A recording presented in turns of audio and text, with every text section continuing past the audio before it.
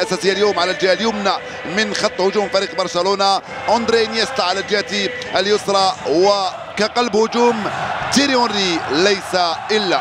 في كرسي احتياط فريق برشلونة نجد زلاتان إبراهيموفيتش بسبب الإصابة، رافائيل ماركيز، خوزي مانويل بينتو، يايا توري، ماكسويل، ديمتري تشيغريغينسكي، وكذلك بيدرو. في الجهة المقابلة بالنسبة لفريق الريال في الاحتياط نوجد جيزي دودك، مامادو ديارا، راؤول، كريم بنزيما، إيزيكيل غاري وريستون درينتي، بالإضافة إلى جرانيرو. هذا هو كرسي احتياط فريق ريال مدريد اللي دربه كما نعرف مانويل بيليغريني الشيلي.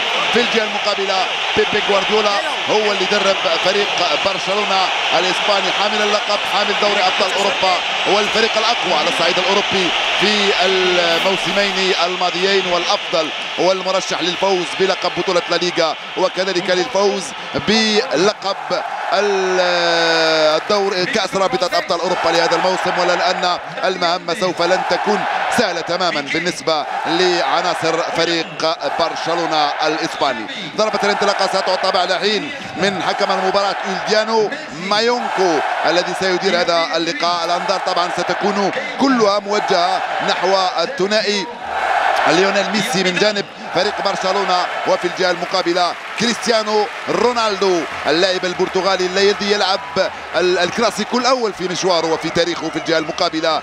كذلك بالنسبة لعناصر فريق قلت كريستيانو رونالدو اللي يلعب لأول مرة في مشواره وفي تاريخه الكلاسيكو في الجهة المقابلة. كذلك رونالدو يلعب هو